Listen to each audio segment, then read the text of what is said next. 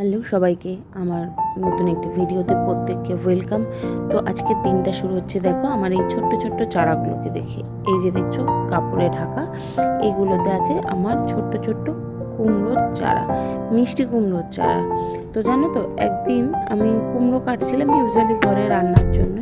তো তখনই হঠাৎ মাথায় এলো যে আমার না বাপের বাড়ি থেকে কিছু মাটি এনে রাখা ছিল গাছ বসাবো বলে, কিন্তু মাম্মামের সাথে সারাদিন কাটানোর পর না সময়ের অভাবে না আমার প্রপার টব কেনা হচ্ছে, না আমার সেই মাটিতে কোনো গাছ বসানো হচ্ছে।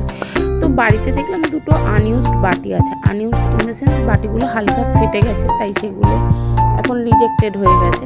তো সেই আনইউজড বাটিতেই একটু মাটিগুলো দিয়ে কি জানি একটু খেয়াল হলো, তাই কুমড়োর বীজগুলোকে বসিয়ে দিয়েছিলাম। কিন্তু এত ভালো রেজাল্ট হবে এটা কিন্তু আমি আশাও করিনি। তাই দেখো একটা গাছে বেরিয়েছে সুন্দর, ছোট ছোট অনেক চারা বেরিয়েছে, একটা নতুন বেরোচ্ছেও। কিন্তু দেখো এইটাতেও বসানো ছিল, এটাতে এখনো অবধি কোনো রেসপন্স পাইনি। দেখি আর কটা দিন দেখি, যদি কিছু রেসপন্স পাই ভালো, নয়তো সরিয়ে দেবো। আর দেখো গল্প করতে করতে ব্যালকনি থেকে এসে আমি কিন্তু বাবাইয়ের খাবারটা রেডি করে দিচ্ছি। ও আজকে ভাত খেয়ে যাবে আর টিফিনে রুটি নিয়ে যাবে, তাই একদিকে আমি ভাত বসিয়ে দিয়েছি আর একদিকে আমি আটাটা মেখে নিচ্ছি রুটির জন্য। বেশি নেবে না, ও তিনটে, এবার ওর তিনটে রুটির পর তো ও চলে যাবে, তারপর তো আর রুটিগুলো তো খাওয়ার নেই, কারণ আমি সকালে রুটি খাই না, তাই ওর হিসাবেই তিনটে রুটি করে নিচ্ছি। আর দেখো সত্যি বলতে আমার ওই যে ছোট্ট চারা গাছগুলো দেখাচ্ছিলাম, ওইগুলো কিন্তু আমার মাম্মামের পরেই যদি আমার কেউ হয়ে থাকে ওদের আমি রোজ সকালবেলা উঠে আগে মাম্মামকে ফ্রেশ করি, তারপরে কিন্তু ওদের কাছে চলে যাই। ওদের কি লাগবে, ওদের মাটিতে কতটা মাটি শুকনো হলো, কতটা জল দিতে হবে সেইগুলোর জন্য। মাম্মামের বেড়ে ওঠার সাথে সাথে না রোজ ওদের বেড়ে ওঠাটাও দেখতে আমার খুব ভালো লাগে। আর জানো তো একা হাতে কাজ করি তো সকালবেলাটা আমার এত তাড়াহুড়ো থাকে যে যতক্ষণ মাম্মাম ওর বাবার কাছে থাকে, মানে বাবাইয়ের কাছে থাকে, আমি না ততক্ষণে সকালে সব কাজ সেরে নিই। তাই দেখো আজকে তাড়াহুড়ো করছি, কারণ আজকে আবার গণেশ চতুর্থী আছে, ওই জন্য দেখো তাড়াহুড়ো করে ওর রুটি আর ভাতটা একসাথেই বসিয়ে নিয়েছি। তরকারি করাই আছে, এই ভাত রুটি সব হয়ে গেলে আমি আবার একটু বাজারে যাব। আমাদের ফ্ল্যাটেই আমার মাসি থাকে, মাসির ঘরে গণেশ চতুর্থী আছে, তো সেইখানেরই একটু পুজোর জন্য ফুল, মিষ্টি, ধূপ, মোম সব কিনতে যেতে হবে। সেই জন্য দেখো আমি কিন্তু একটু বেশ বলতে পারো তাড়াহুড়োই করছি। আর তাড়াহুড়োর চক্করে না রুটিগুলো আজকে ভালো মতো হচ্ছিলও না, তাও যতটা হয় ততটাই, কারণ বাবাইয়ের মানে কতটা ফুললো সেটার থেকেও বড় কথা হচ্ছে একটু নরম নরম রুটি হবে, তাহলেই ভালো খায়। দেখো আমি এত তাড়াহুড়ো করছি যে তাড়াহুড়োর চক্করে রুটিগুলো ঠিকমতো যে টাইম দিয়ে ফোলাবো সেটাও আজকে আর পেরে উঠছি না। ওইদিকে মাম্মামও না কান্নাকাটি শুরু করে দিয়েছিল, তখন ঠিক বাজারে যাব তার আগ দিয়ে।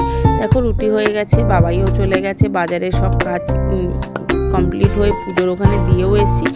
এখন মাম্মামের কাছে একটু বসে আছি, মাম্মামকে তেল মাখানো হয়ে গেছে, ও খেলছিল বিছানায় শুয়ে শুয়ে, তাই আমি ওর কাছে বসে ওরই জামা কাপড়গুলো ভাঁজ করে নিচ্ছি, ওর কাঁথা কাপড় এইগুলো ভাঁজ করে নিচ্ছি।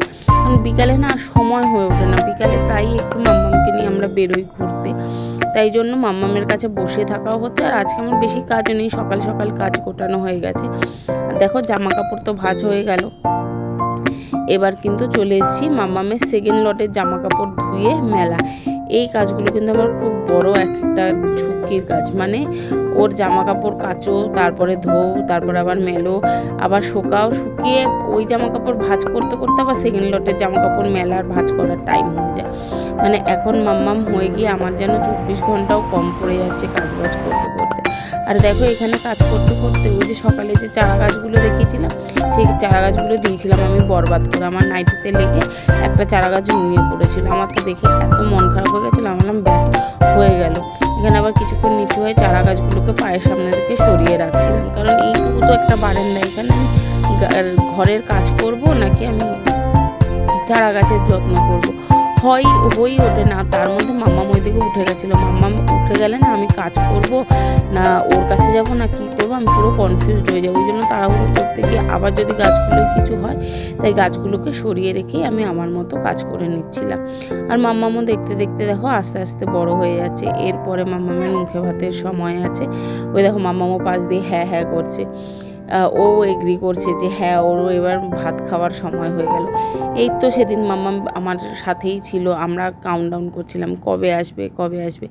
দেখো মাম্মাম আজকে মানে আসবে আসবে করেও 3 মাস হয়েও গেল মাম্মাম আমাদের সাথে আছে, রোজ আমাদের সাথে থাকছে। ভাবতেই পারি না যে এই আমি সেদিন ছোট্ট ছিলাম, মায়ের কাছে গিয়ে মা মা মা মা সারাদিন করতাম, আর এখন আমার কাছে মাম্মাম হচ্ছে মানে আমি কারণ মা। এই ব্যাপারটা আমার ভাবতেই যেন এটা কিরম যেন হয়। দেখো গাছগুলোকে আমি সরিয়ে আবার ঠিকঠাক মতো একটু মাটি দিয়ে, এই দেখো দেখেছো ঠিকঠাক করে রেখে দিয়েছি মাটির এই যে গোড়ায়, আর একটু মাটি দিয়ে দিয়ে ঠিক করে নিয়েছি।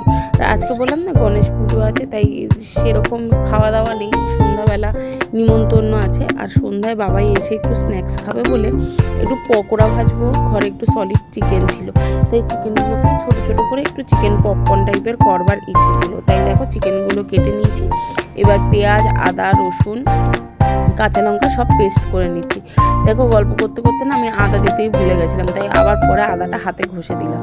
তার সাথে দিয়ে দিলাম পরিমাণ মতো লবণ, রেড চিলি পাউডার আর কর্নফ্লাওয়ার দিয়ে আমি ভালো করে ব্যাটারটা এখন বানিয়ে ম্যারিনেশনের জন্য রেখে দেব। আর সন্ধ্যাবেলা আমি ব্যাটারটা ফ্রাই করব। আর দেখো বাবাই কাছ থেকে চলেও এসছে, এবার আমি কিন্তু ব্যাটারটা রেডি করে নিচ্ছি পকোড়া। দেখো এটার মধ্যে একটু ডিম আর আবার একটু পরিমাণ মতো কর্নফ্লাওয়ার দিয়ে আমি এগুলোকে ফার্স্টে ভেজে নেব। ফার্স্টে ভেবেছিলাম পপকর্নই করবো, মানে ছোট ছোট চিকেন পকোড়া টাইপের। তারপর না আমার বোনও এসেছিলো, তখন বাবাই বললো যে এগুলোকে একটু চিকেন শর্টে টাইপের করবো। দেখো এবার ওই জন্য আমি শর্টের কারি করবো বলে কাই করবো, মানে সসের যে কাইটা করবো সেই জন্য একটু পেঁয়াজ আবার একটু রসুন আর কাঁচা লঙ্কা কুচিয়ে নিয়েছিলাম।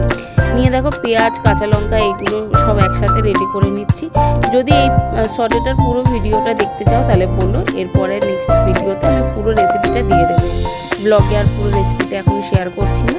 দেখো পরিমাণ মতো নুন, একটু মধু, মিষ্টি মিষ্টি স্বাদের জন্য কিন্তু একটু মধুও দিয়ে নিয়েছিলাম। আর দেখো আমাদের শর্টেটা রেডি হয়ে গেছে।